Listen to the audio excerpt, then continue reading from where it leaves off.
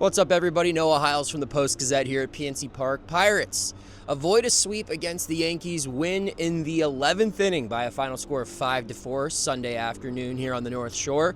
Again, another series loss. That's 3 series losses for the Pirates in all 3 of their series of the 2025 season. They are 3-7 through 10 games, as we've done after the Miami and Tampa Bay series. I'll recap this one. No Jason Mackey with me and no appearance yet from Colin Beasley. I promise you'll see him soon on this channel, but I'm just going to handle this one because, honestly, there's a lot to get into, and I just want to be the one to tackle it. So let's start off with the first takeaway.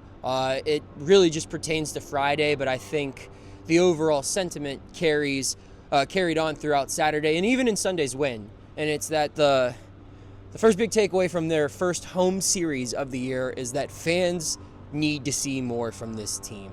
Friday was a disaster, and I know that's been discussed on this channel. I know that's been written about a ton at Post-Gazette.com. But the home opener was a disaster, from the players getting booed during intros to Derek Shelton getting heavily booed during intros to multiple sell the team chants to the reaction that Bob Nutting's comments in the interview he did with myself and MLB.com prior to the game, to the reaction those comments generated, to the overall play on the field. It was a disaster of a home opener. Fans arrived pretty upset, pretty underwhelmed from the offseason, and it's seemingly just motivated to make a statement in the first home game of the year, and that statement was made. That was the big story that came from the home opener. It wasn't even the loss, wasn't even the poor start on the field, but more so just how upset fans are with the status of this team, the standing of this team, what it looks to be heading for in 2025. And that kind of energy was reflected on Saturday and Sunday as well. Behind me, obviously, is the right field wall, where you can see right there an advertisement that created a little bit of a problem for the Pirates this weekend. That Surfside can obviously replaced a logo that was a tribute to Roberto Clemente, obviously on the right field wall, the Clemente wall, I should say. And that created a little bit of an uproar throughout the fan base. Roberto Clemente Jr. obviously weighed in. We covered that all, again, on post-gazette.com. And the Pirates issued multiple statements, one Saturday night and then again one Sunday, the second one coming from team president Travis Williams, saying that they messed up and the logo will be back on the wall. So just, again, things that probably aren't as huge of a deal if this team's winning. I still think it would be a problem for people. I still think if the Clemente family had an issue with this, they would have probably had an issue with it regardless of what the team's record is. But if they're playing good baseball right now, I think there's probably a little less anger connected to it. It was just throwing fuel on the fire for an angry fan base after a 3-7 start. So that's my first big takeaway, is fans really need to see more from this team. My second takeaway kind of plays off of that. The flaws on this team are still very visible. I think overall the offense probably had its best series of the season so far, which isn't saying a ton. They hit the ball better. I think they looked better at the plate, especially against starting pitching this series compared to how they looked in Tampa Bay. It's hard to compare them against Miami because Miami's just a bad team. And, they might have scored more runs or got more hits, but I just wasn't impressed. Where here, there were moments. And I'm not going out and saying this team is, the 1979 Pirates, what that lineup looked like. I'm just saying that guys were starting to put together solid days at the plate. I mean, Andrew McCutchen had a 3-hit game in the home opener. Brian Hayes, I thought, had a really good series at the plate. They had a couple of good innings today, especially in the fourth, where I believe they strung together 2 runs with 2 outs. And Manuel Valdez had some good at-bats in his brief time. And again, there's a lot of work that needs to be done.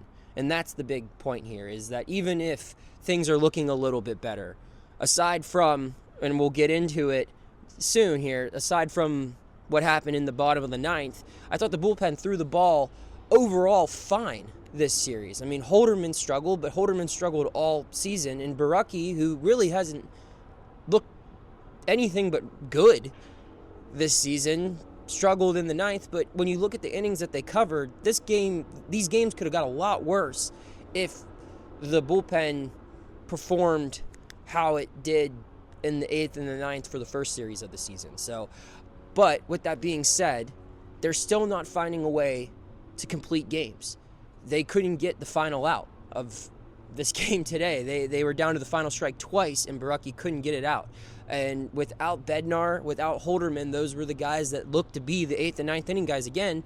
They're going to have to figure out new roles. That was something Shelton talked about post-game, where they don't have a closer. They don't have a setup man. They don't have an 8th or a 9th. They know who they want in leverage. I think if it's a right-hander, it's going to be Dennis Santana. I think if it's a left-hander, it's going to be Ferguson, or it's going to be Borucki. And I think that combination can work if played correctly. And it almost worked today. Just Borucki got outside himself and threw one too many breaking balls, and the game got away from him. But that stuff can't happen. This team right now, it still doesn't show an ability to win close games, and that's how it's going to be competitive. It has to win close games if it's going to be competitive, because the offense, as I just noted, it's not good enough to blow anyone out right now. If it can't tally any more than 5 runs, you're not going to win a lot of blowout games. So you need to be able to win close games. And General Manager Ben Cherington spoke today, Sunday morning, on his radio show about how the team needs to breathe a little bit, that they're playing too tight, that they're kind of trying to be perfect, and because of that, they're making a lot of mistakes. And I agree with that assessment. I think that they have been trying to be perfect too much this season, and that's led to a lot of mistakes that probably should not have been made. So the flaws are still very visible on this team. I do see a little bit of potential solutions here and there.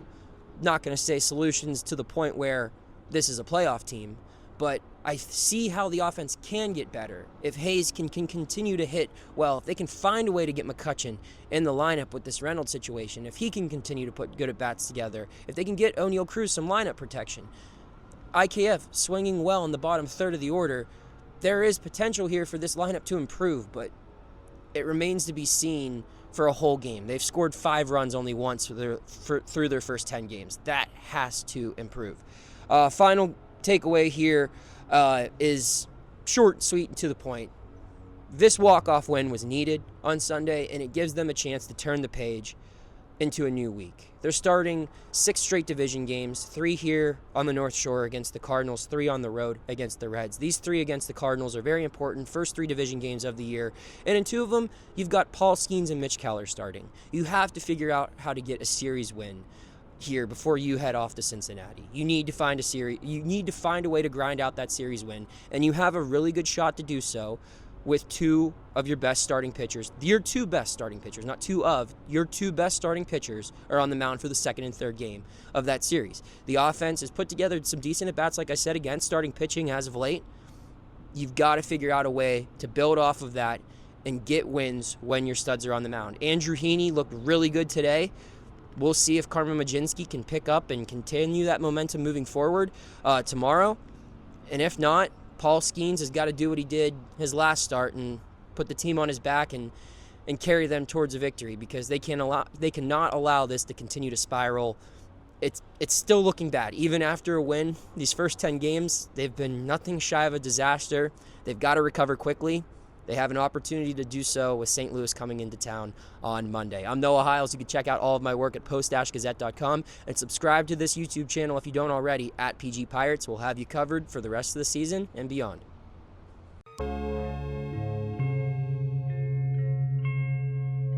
Thank you for checking out this content from Post-Gazette Sports. If you watch this video on YouTube, please like the video and subscribe to our channel.